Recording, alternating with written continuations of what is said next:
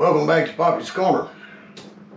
Do a little video this morning on replacing the rear sight blade on a Ruger 2245 22 caliber handgun. I'll try to show you right here. You can see where the right side of that has been broken off by a previous owner. So we're going to see if we can't take care of that problem. First thing we do anytime we work on a firearm, empty magazine, empty chamber, good to go. This is a job some people say takes 3 hands, so we're going to let this vise be our 3rd hand. We'll clamp that in just enough to hold it up, not enough for it to damage anything. The blade, per the instructions,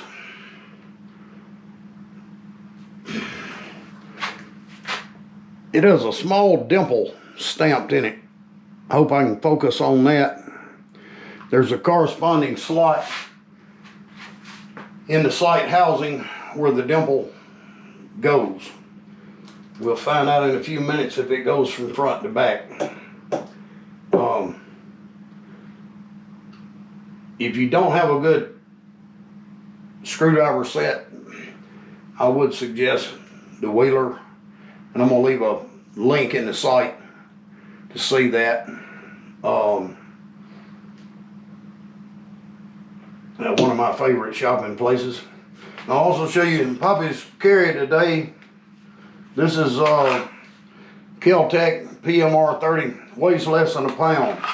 You hardly know you got it on.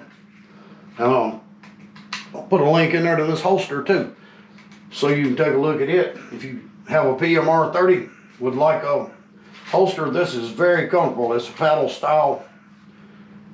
Now back to the 2245 Ruger 22 caliber. There's a windage adjustment screw on this side. We're going to back it all the way out. There's a spring on the left side of this little sight blade. We want to be real careful that we don't lose that spring, because I've had bunches of them go across the floor. We also don't want to lose this little set screw or adjusting screw.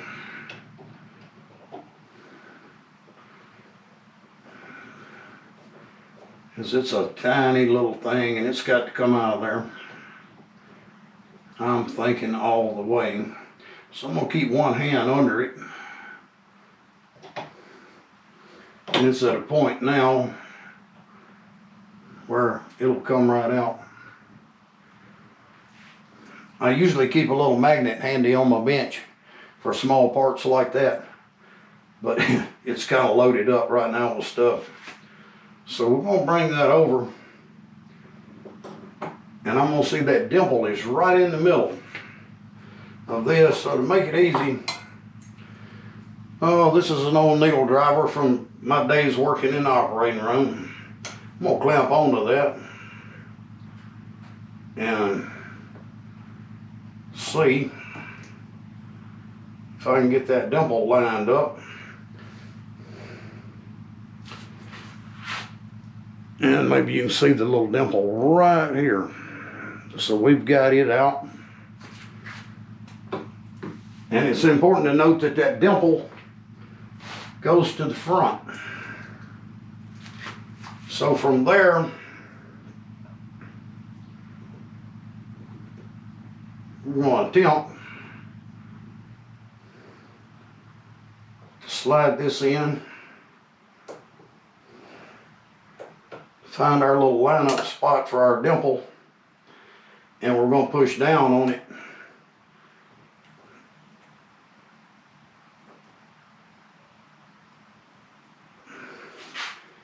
And it looks like I might have even got lucky and engage the spring with the other end.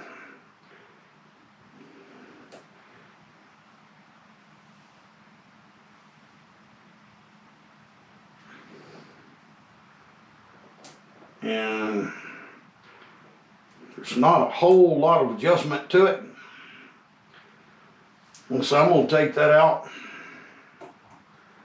I'm going to look at it one more time.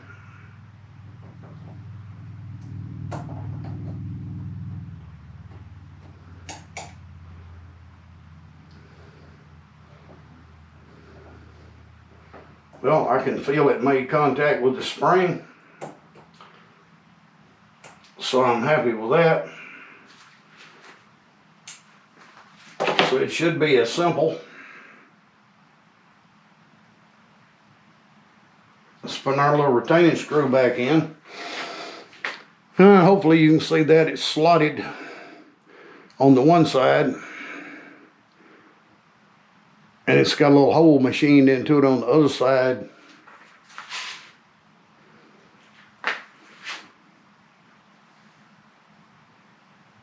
That this little point will fit into.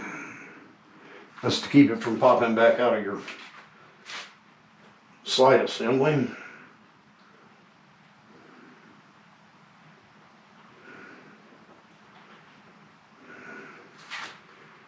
Tiny little screw.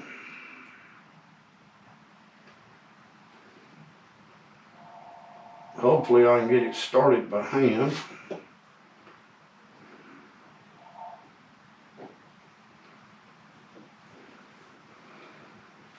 And we're going to bring that right on in.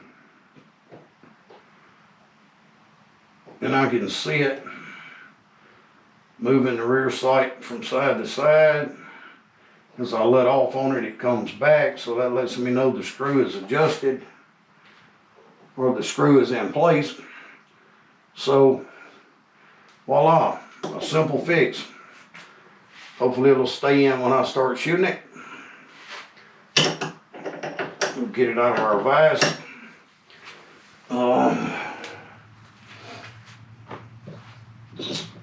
It's one of the handiest things you'll ever have for your gun room too.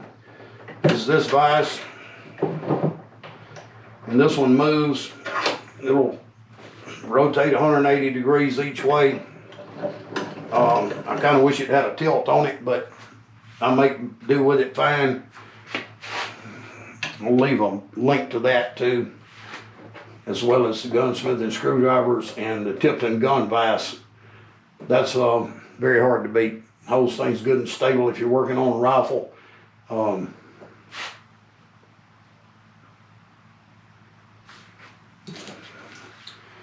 Insert my empty magazine back in here. And that was fast and simple, and we'll be on to the next project before long. Thanks for watching Poppy's Corner.